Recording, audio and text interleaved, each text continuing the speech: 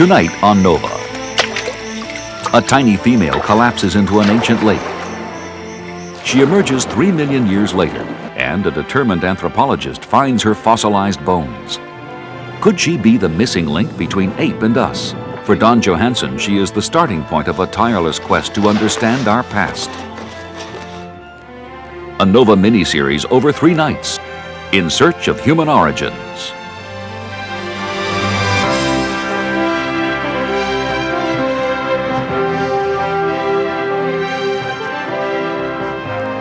Funding for Nova is provided by Raytheon, the one name you need to know for everything from defense and aircraft to appliances, engineering and construction, and electronics.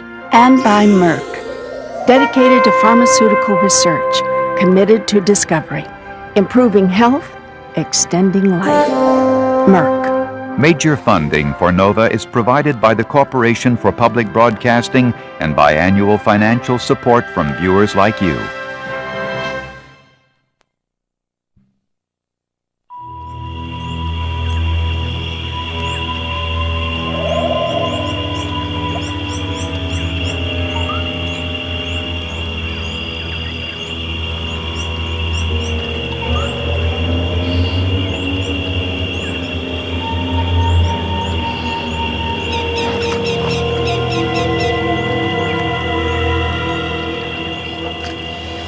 In the remote past, more than 3 million years ago, a tiny female lived by a lake on the edge of the lush forests of Africa. She was part ape, part human.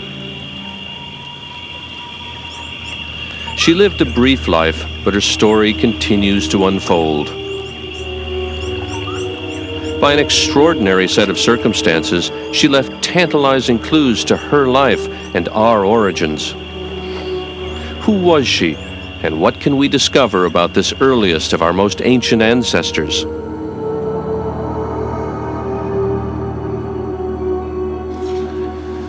We know she existed because we found these, her fossilized bones, in the very spot where she died all those years ago.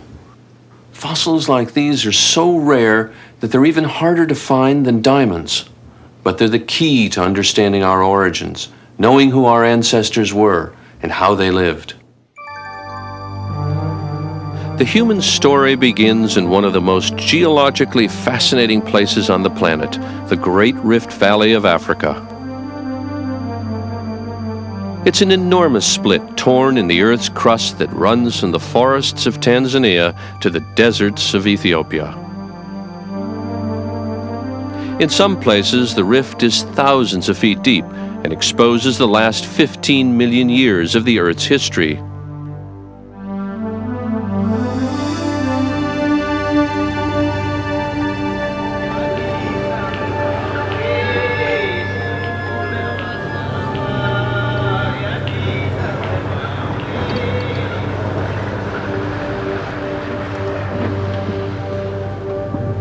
I'm Donald Johanson, and over the last 20 years, I've been leading fossil hunting expeditions in this remote part of Africa on the trail of our earliest ancestors. The journey takes me and my team right down to the floor of the Great Rift. It takes 2 days driving dawn to dusk if our vehicles don't break down.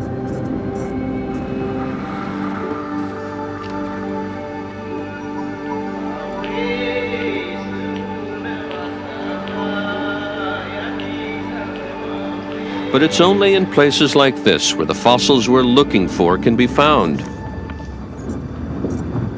People often ask why we look in Africa for remains of our earliest ancestors. Well, Charles Darwin had a pretty good answer to that question over a century ago. When he observed the close similarities between humans and modern African apes, he correctly concluded that we must have shared a common ancestor.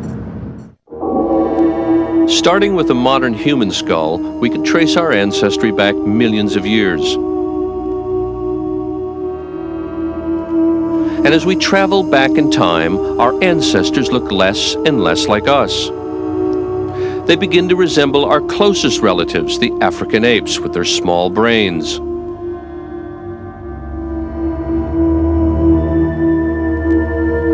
Fossil skulls like these help us unlock the mystery of our past.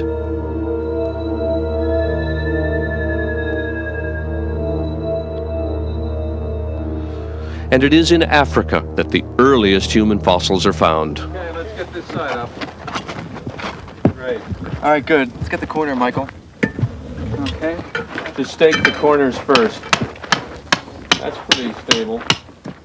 Our team always camps here, at a place called Hadar in Ethiopia, on the banks of the Awash River.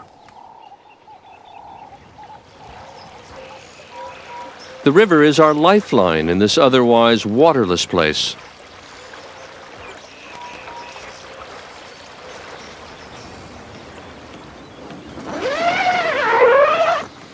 After 2 days of bumping along dusty roads, there's a welcome peacefulness about the camp.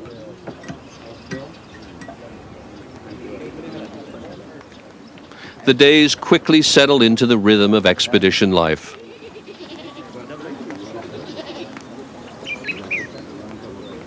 The local people are nomadic tribesmen called the Afar. We've known them 20 years. This is their land, and they allow us to come here and help us in our search. Ever since I first came to Hadar, they've taken it upon themselves to guard us personally, because this is also bandit country. It's not the most comfortable place to work, but if you're a fossil hunter like myself, it's a dream come true. When I first came to Hadar, I realized that this was exactly the place I was looking for. Its potential is absolutely staggering. When I began to walk these gullies and valleys, I saw tons of fossils eroding out of these ancient geological strata. There's almost no vegetation, so the seasonal rains do most of the work for us, scouring the surface, uncovering buried fossils. There are bones of every imaginable creature, perfectly preserved in stone. But even here, human remains are incredibly rare. That's because the journey from a living creature to a fossilized bone only happens under the most unusual conditions. I can make a good guess about how our earliest ancestor might have been preserved millions of years ago.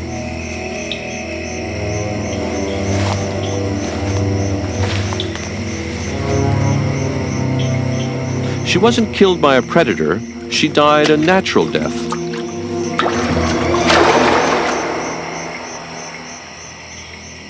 Undiscovered by scavengers, her body simply sank into the soft sediments of the lake.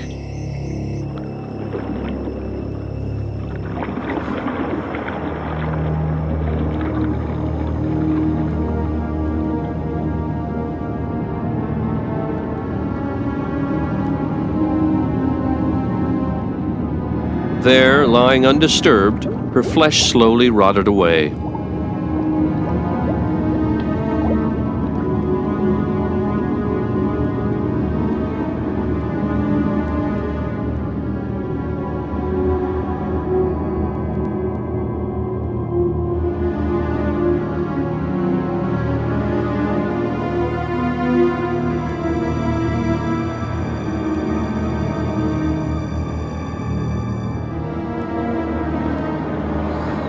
Sand and gravel washed in by heavy rains gradually covered the bones.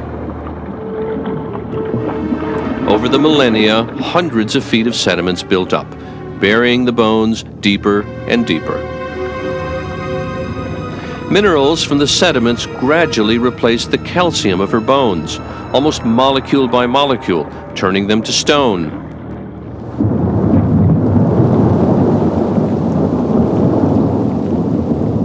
Over the next few million years, she remained buried. But the movement of the Earth's crust, continuing to enlarge the Great Rift, brought her ancient grave closer to the surface. There she lay until rains cut down through the earth and one heavy storm brought her to light again.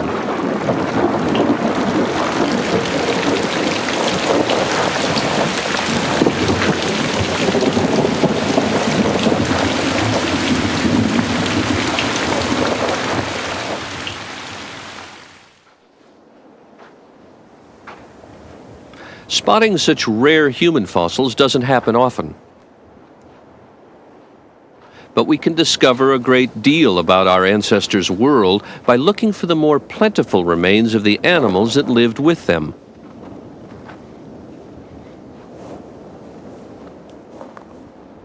As soon as we're settled in, everyone is eager to see what this year's rains have washed out onto the surface.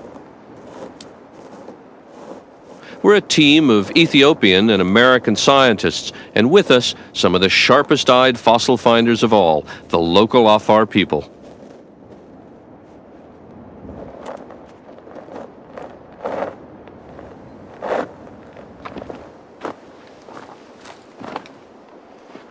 There's really no other way to find fossils except to walk these exposures day in, day out, hoping to find something interesting.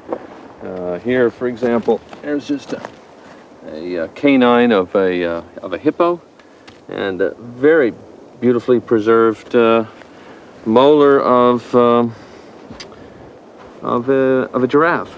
It's interesting that virtually every animal has its own diagnostic anatomy, its own diagnostic features. So even from a single tooth like this, we can tell what kind of a creature it was. A good specimen that we'll catalog and bring back to camp. But how could hippos and giraffes live in this harsh desert? It must have been a very different place 3 million years ago. All told, we've collected more than 10,000 specimens from over 100 species, everything from rodents to elephants.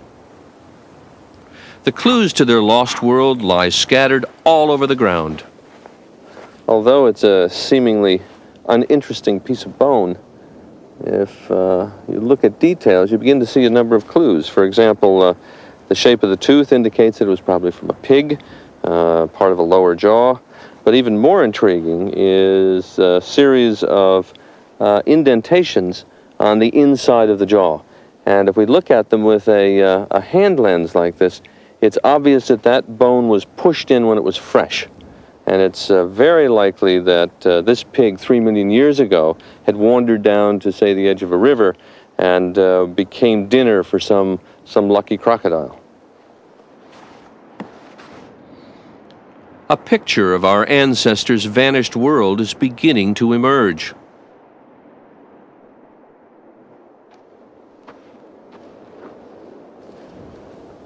Here's more of this elephant tusk that's eroded out down this slope, and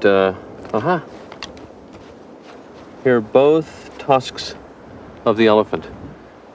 And here are the upper molars. By keeping track of every fossil we find, we can map out a world totally different from Hadar today. The geologists can help us too. They sample ancient layers of the earth that have been exposed in the Great Rift Valley. Geologist Tesfaye Yamani has discovered that Hadar was wet and forested millions of years ago. This is a Landsat image of the Hadar area, and then as you can see, there are several dry rivers coming from the western mountain of Ethiopia flowing to Awash River. The same thing was happening during the time or between 4 and 3 million years ago, except the river were flowing through very thick forest, not a desert like today.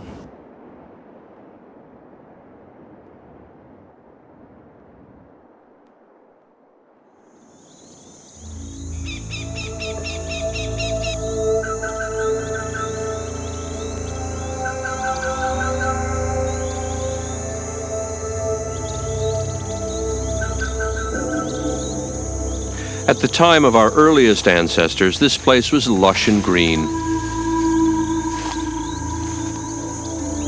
Back then, there were rivers and lakes with communities of animals living in and beside the water.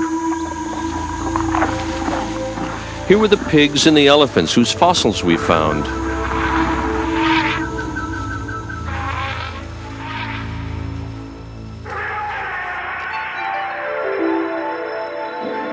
Deep in the forest live the apes from which we and chimpanzees are descended,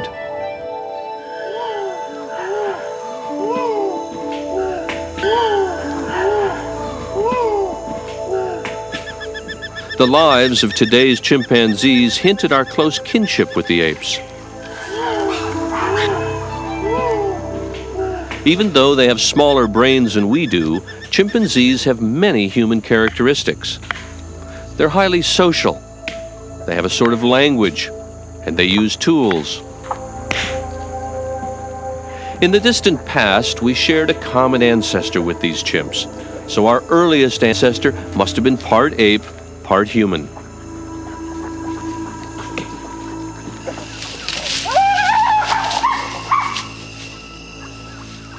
For well over a century, people have been fascinated by the search to find the missing link, a creature that would bridge the gap between ourselves and the primitive apes. It was always thought that the key feature that separates us from the apes is intelligence.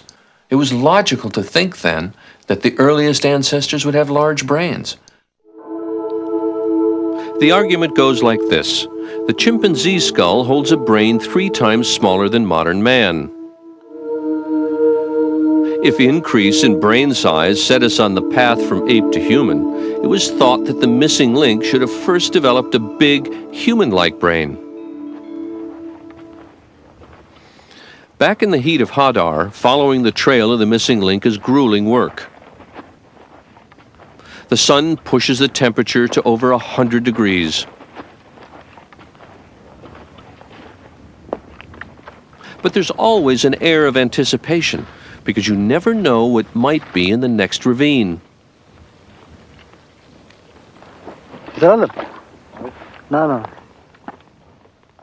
This is a fossil finder's dream, a perfectly complete skull, partly concealed beneath a covering of sandstone.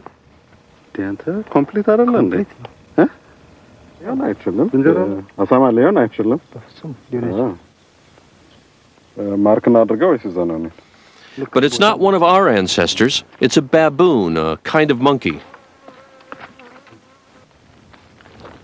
In a century of fossil hunting, skulls have always been the prize. After all, if our earliest ancestor were a large-brained ape, a skull would be the perfect proof.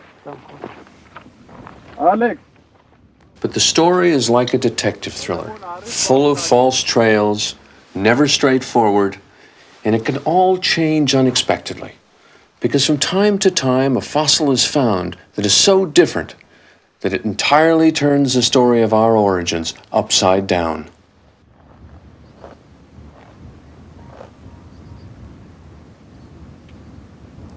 The trail began not with a skull, but with something totally unexpected.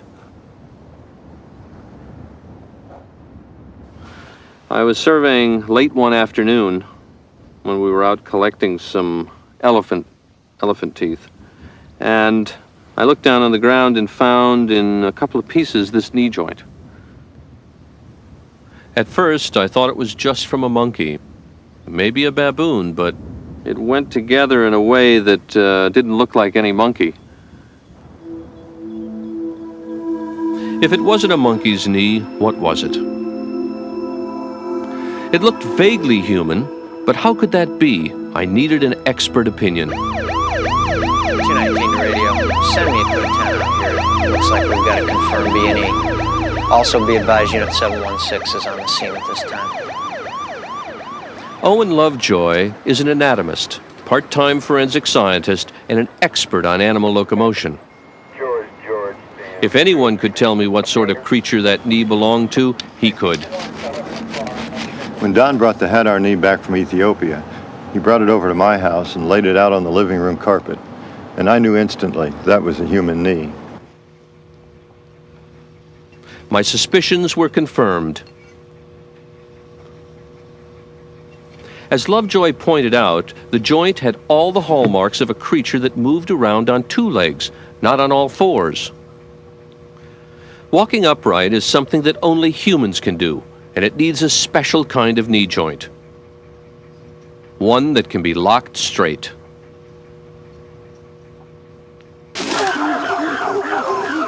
A chimp gets around on all 4s. If it tries to walk upright, its knee joint doesn't lock. It's forced to walk with a bent leg, and that's tiring.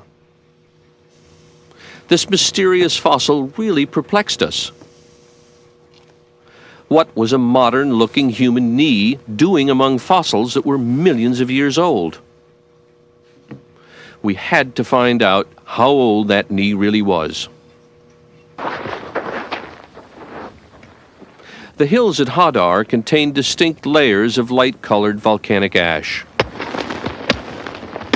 We can't date fossils directly, but we can date the ash. And once we know how old the ash is, we know that any fossil found beneath it is at least that old. Let's label this H92. With the eye of a connoisseur, the geologists select the best ash samples for analysis back in the lab. Dating techniques are so precise that we only need small samples, as little as one single crystal or grain. The purest crystals are blasted by an argon laser we've nicknamed Flash Gordon.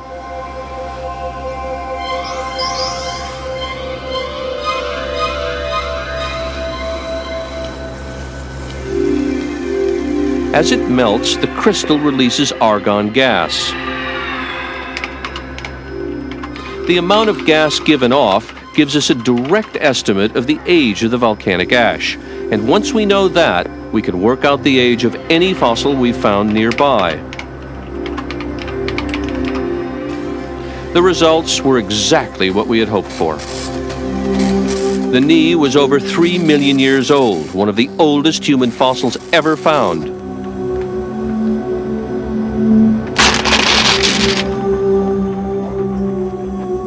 I felt sure we were onto something completely new. Yet the knee posed troubling questions. What sort of ancient creature would have a modern knee? I kept turning it over and over in my mind. What did it mean? We needed more fossils, and luckily the knee generated such scientific interest that we had no trouble mounting another expedition.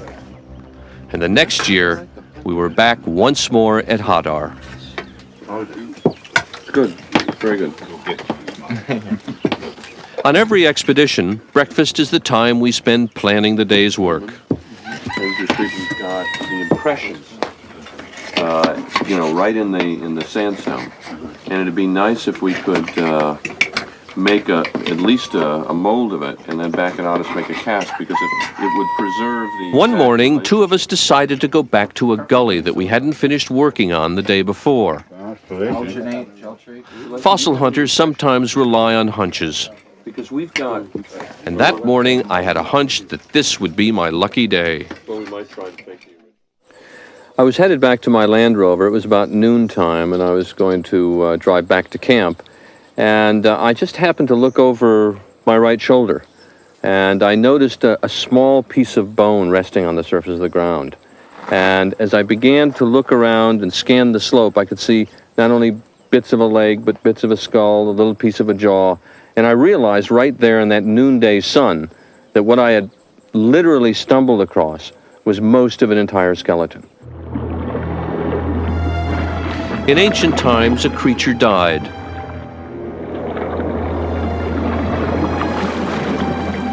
Now, after 3 million years, her bones had come to light. A skeleton as old as this had never been found before. Let's get some light. Okay, yeah, definitely get some light on this. Okay. And get a better view of these here. Okay, let's pass them around. Let's put some... Okay. What you got? As more and more of these precious fragments came back from the field, a buzz of excitement ran through the camp. How big do you think she is? Everyone knew instinctively this was something big. Mike, did you talk to Jack about casting material? To find such a fossil was wonderful for me, It was a night I'll never forget. It's an area about that big. It's not huge. And it was wonderful for Ethiopia too. After this, everybody wanted to come here to look at our Lucy. The shape of the lower jaw and tiny details of the teeth alerted us to an intriguing mixture of ape and human-like features, something we'd never seen before. Oh, listen, has anybody talked to Jack? Some of the fragments were tiny. Hundreds of them were collected, carefully cleaned and laid out on the table. The whole camp was absorbed with the mystery of what this creature looked like. The pelvis was in fragments. It took hours to piece it together. In Ethiopia, we called her Dinkanesh. It means thing of wonder. The hours passed. No one thought of sleep. We had so much to do. Then we looked at the knee.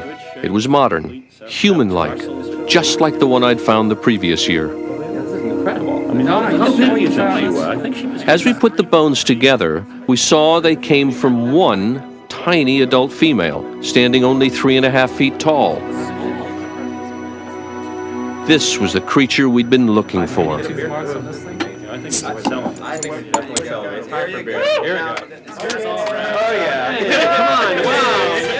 The celebration began.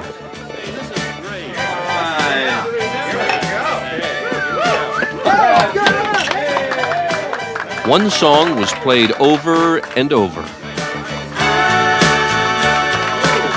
And we named our new find Lucy.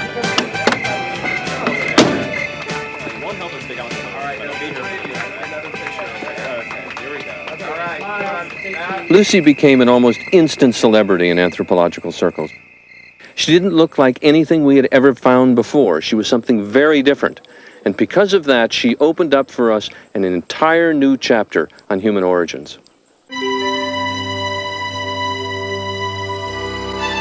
Lucy turned old predictions upside down. It was thought the missing link would be a smart ape that walked on all fours. Here was the skeleton of a creature that looked like it could walk like us, but with many ape-like features. The ape that stood up, it was a revolutionary idea.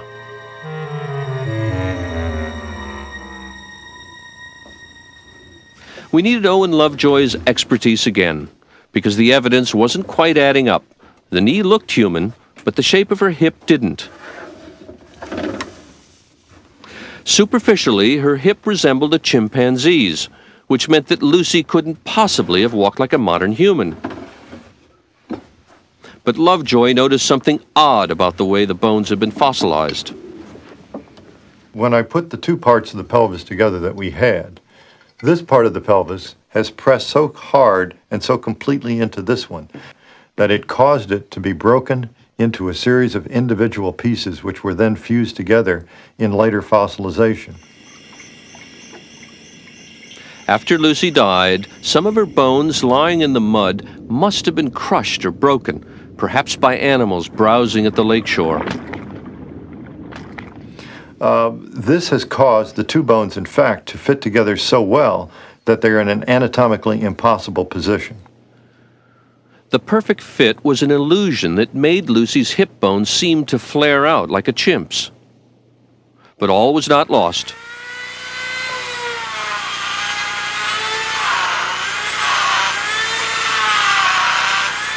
Lovejoy decided he could restore the pelvis to its natural shape. He didn't want to tamper with the original, so he made a copy in plaster. He cut the damaged pieces out and put them back together the way they were before Lucy died. It was a tricky job, but after taking the kink out of the pelvis, it all fit together perfectly, like a three-dimensional jigsaw puzzle. As a result, the angle of the hip looks nothing like a chimp's, but a lot like ours. Anatomically, at least, Lucy could stand like a human. The case for our earliest ancestor walking upright was growing stronger, and Lucy wasn't the only evidence. Around the same time, another remarkable fossil was found by a team working in Tanzania, led by Mary Leakey. It was a mysterious footprint. 3.5 million years ago, a volcano erupted 1,000 miles from Hadar near a place called Laetoli in Tanzania.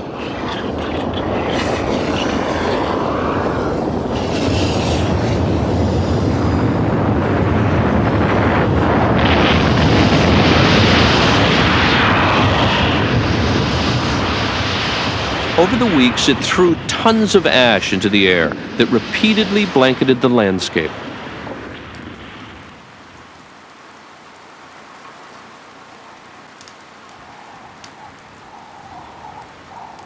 By a stroke of good fortune, the eruption took place at the beginning of the rainy season.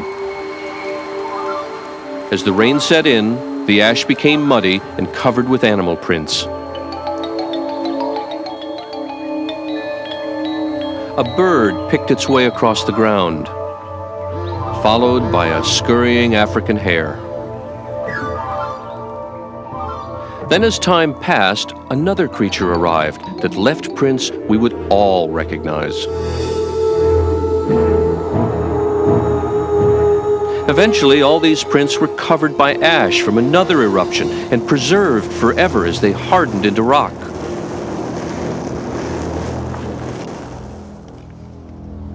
Three and a half million years later, Mary Leakey's expedition uncovered this trail.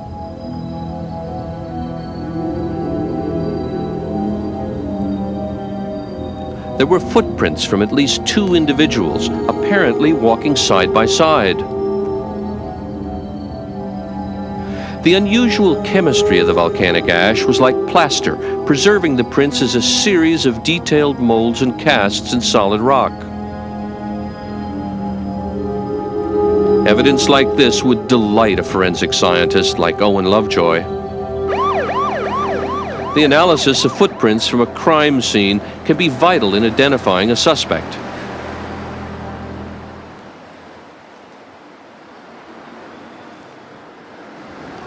How different were those ancient footprints in Laetoli from ones like these?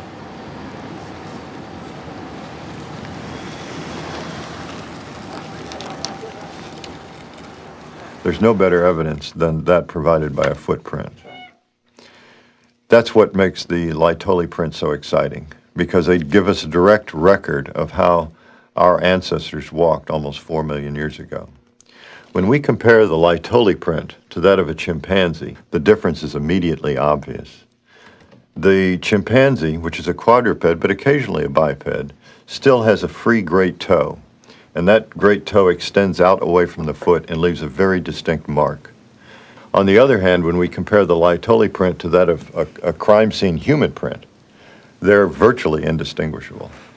The great toe is in line with the rest of the toes, and what this has done in the human and the Laetoli print is to create an arch.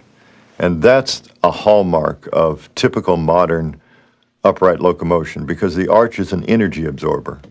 And that's the kind of fine-tuning that you would expect in a biped that had been that way for a very long period of time. So a picture of Lucy and her kind begins to emerge. They were strong walkers. Like us, they could keep going all day long, probably in search of food. But how human-like were they in other ways? Had they begun to develop a human-sized brain to go with their human walk? Lucy couldn't help us there. Her skull was almost entirely missing. So knowing the exact size of Lucy's brain was the crucial bit of missing evidence. But from the few skull fragments we had, it looked surprisingly small. What we needed was a complete skull.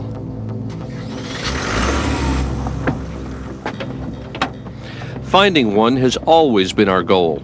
On the second day of this expedition, I'd gone out to search a remote part of the valley alone when I found tantalizing fragments of a skeleton. I rushed back to camp and alerted the team. We decided to drop everything, pack our gear, and set out on the dusty drive to search for more.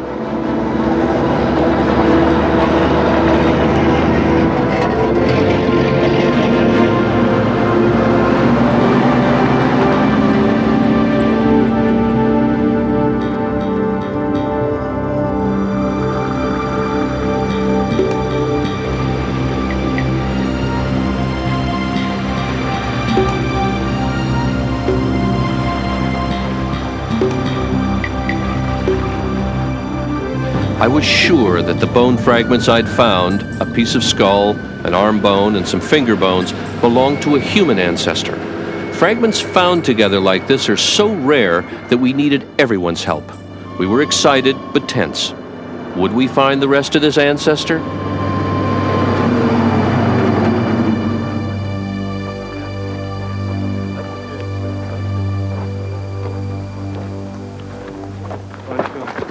Mike, are you going to continue with probably the fourth one up? Yeah. I think so. Just take it down, roll at a time. And Bill, you're going to continue here? Yeah, I'll be working on each bit. Okay. Yeah, hold it at the 50 centimeter mark, Don. Okay, I'm on 50. All right. That's 8 centimeters less. When we arrived, we mapped out the area where I'd found a small piece of arm bone and a tiny fragment of skull that were freshly broken.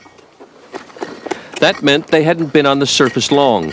There was a chance that the rest of the arm bone, and maybe even more of the skull, were still buried in the hillside. Because they're so delicate, complete skulls hardly ever survive.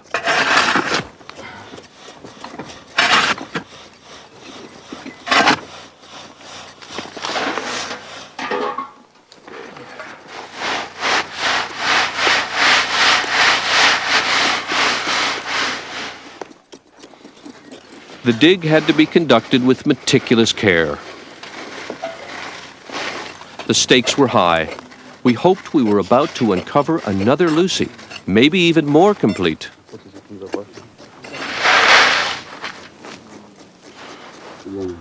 The work requires extraordinary concentration. We hardly exchange a word.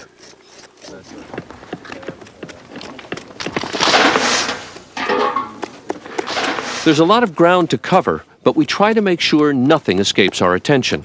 All the spoil is screened with an expert eye to double-check for any minuscule fragments. But it's mostly just dirt.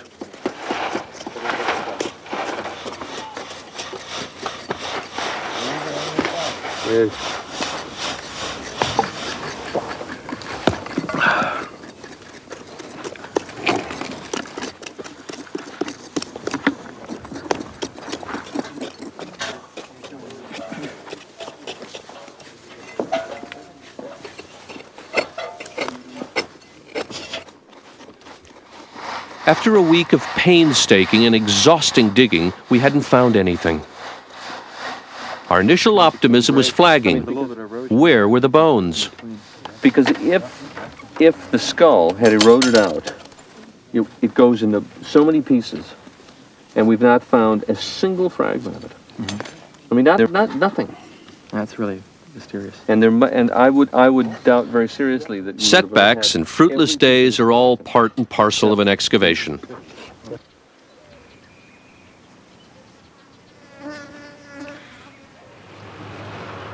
All we can do is return each day and keep searching.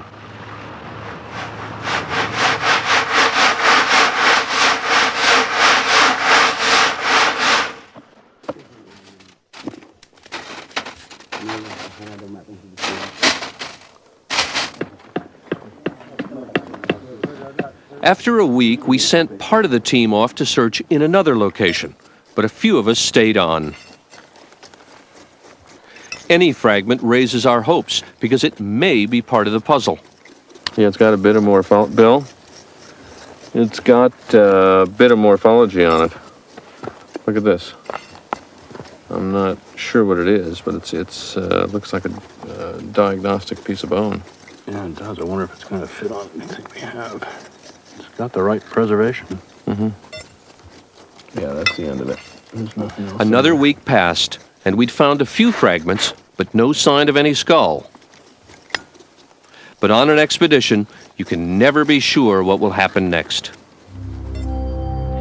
I clearly remember that evening. At dusk, I returned to camp. The moment I arrived, I could tell that something was up. The team we'd sent off had returned to camp with a bag of bones.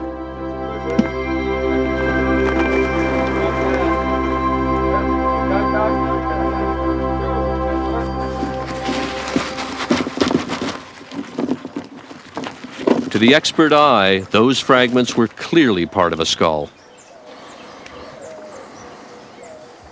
We'd found it at last, the prize fossil, a skull from Lucy's kind. In the afternoon, when it's too hot to dig, Bill Kimball, our resident anatomist, began to put the pieces together. The world has been waiting for a complete skull of Lucy's species for a long, long time.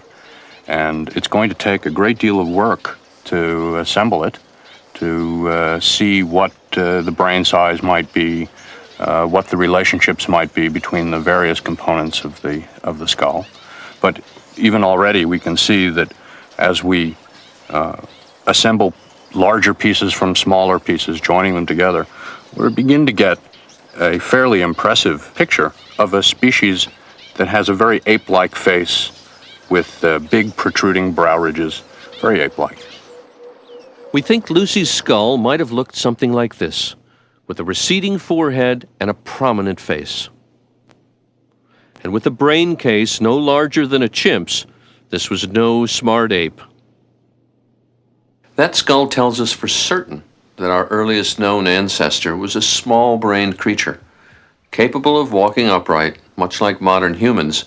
It tells us that our ancestors first stood up and only got smart later. But why was walking so important in our evolution? In order to understand that, we have to learn more about how Lucy and her kind made a living 3 million years ago. Even before Lucy's time, the climate of tropical Africa was changing. There were alternating seasons, wet and dry, and less rainfall overall. The dense forests were beginning to shrink. East of the Great Rift, the forests were replaced by open grasslands with scattered clumps of trees. Under these new conditions, some species died out entirely, and others took their place. New species of antelope were colonizing the forest edges. High in the trees, the ancestors of today's monkeys were on the increase.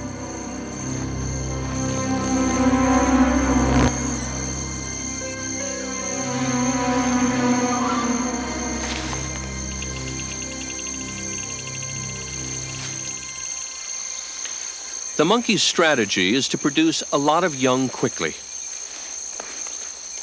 Their populations expanded rapidly at the expense of the apes, who reproduced much more slowly. Before long, the apes were in retreat, pushed out by the monkeys. The number of apes declined along with the shrinking forests.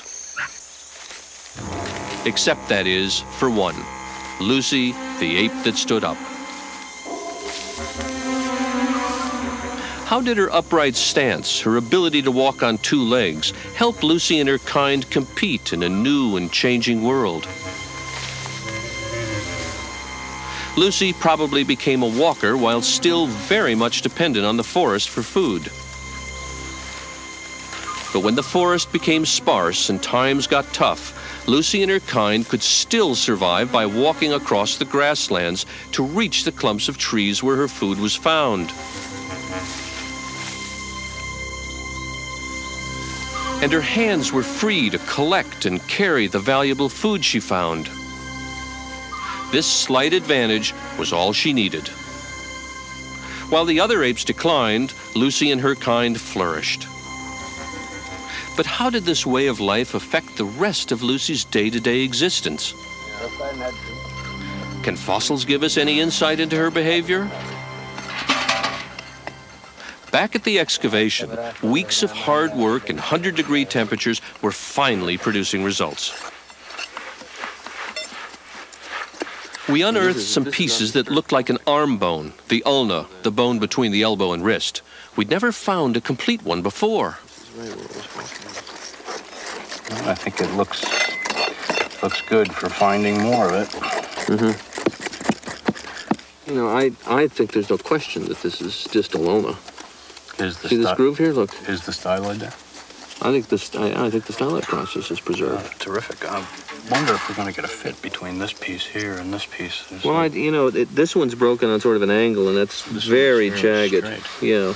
I don't know if there is anything missing between here and here. It's got to be just a little bit. It can't be very much. I'll tell you, the geometry of the break on this fragment looks perfect for fitting on the piece that they found. It looks very, very similar to the original one I found. I wonder if we can. Is this ready to lift out? I think we are. Okay. It's got a color match. Yep, there it is. Perfect. So how big do you think it'll be? I mean, lengthwise? Mm-hmm. I mean, lengthwise. All right, if you put those together, put that out there like that, it's going to be the length of my arm. Fully modern type. The length of that arm bone was a real surprise because Lucy was only 3.5 feet tall. We urgently needed to check that all the pieces really fit together, and that meant heading back to our field lab by the side of the river. So what I'm doing is just picking away sand grain by sand grain, the adhering stones, so that we can get a close look at what the original anatomy looked like. It's really amazing to see how much detail is actually preserved on these 3 million-year-old bones. Final little pieces of sand out of the marrow chamber. Let's brush that off.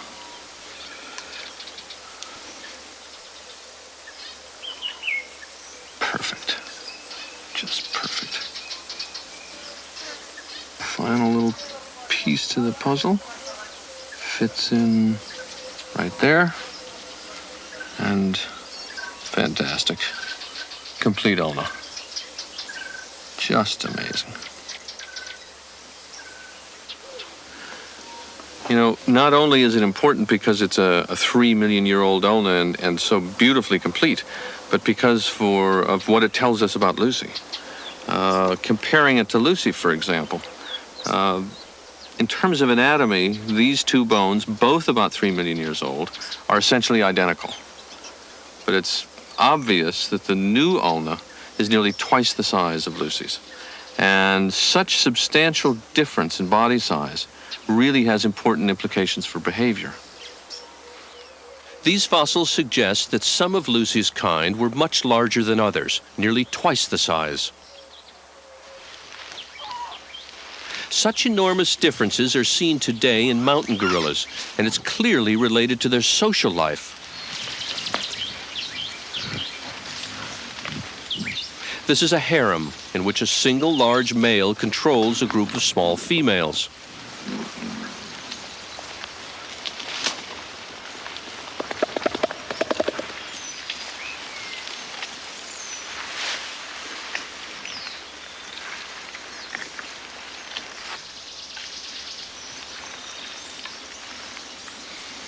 The silverback male is almost twice the size of the females.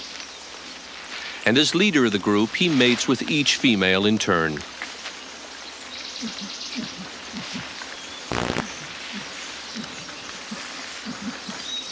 He can easily control all the females. In this lush environment, they find all the food they need without wandering far.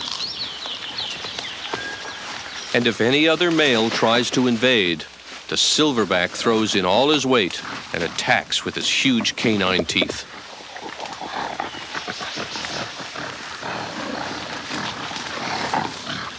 To survive in gorilla society, males have to be much larger than females and have vicious fighting teeth. Finding an arm bone twice as large as Lucy's raised the possibility that the new bone was from a large male and that our ancestors fit the gorilla pattern, that they had lived in a harem.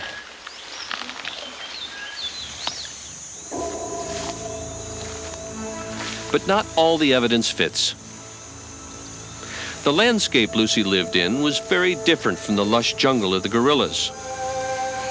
Lucy had to range widely in her search for food, and that would have made it hard for a single male to dominate a group of females.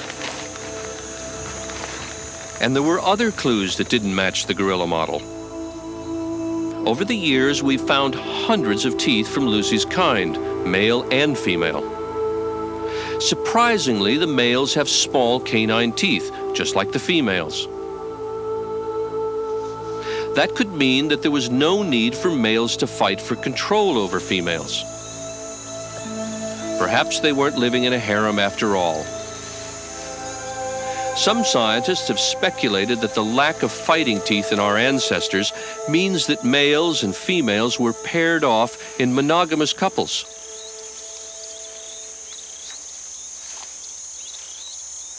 For now, the evidence points both ways. But contradictions like this keep us questioning our ideas and looking for more fossils.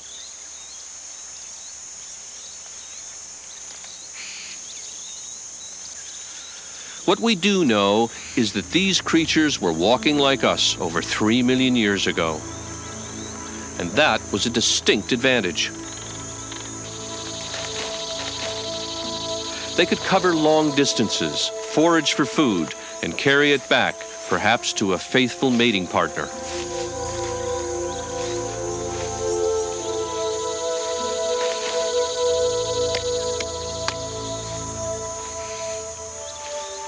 We believe Lucy's species was the root of the human family tree. She is our earliest ancestor, the missing link between ape and human.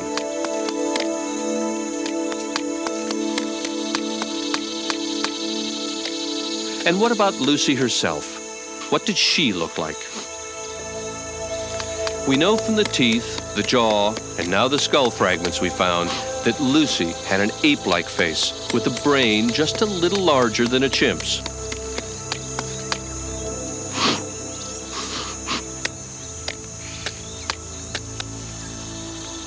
She may have had dark skin and patchy hair to protect her from the sun.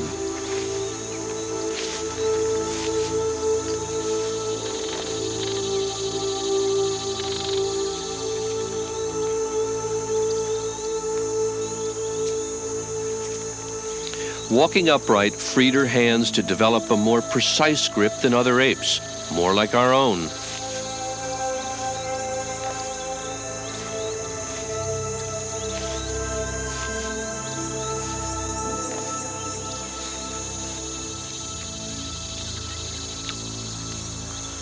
And even with her small brain, perhaps she was beginning to have a more human-like awareness of herself and her surroundings.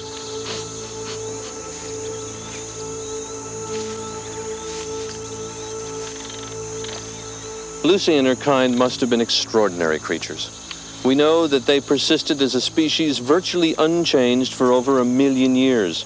That's 10 times as long as we ourselves have been around. We know that they led relatively simple lives, because one key feature was missing from their behavior. Yet a few 100,000 years after Lucy, some of her descendants made a major breakthrough, a breakthrough that would have profound influence on our own evolution. They began to make these stone tools. Who made these tools and why? They are a clue to the next chapter in the search for human origins. Tomorrow night on Nova. Listen, plan, forage, steal. In a vicious struggle for survival, intelligence emerges as the weapon of choice. Join Donald Johanson on the African savannah as he discovers firsthand what life was like for our early ancestors. Part 2 of In Search of Human Origins.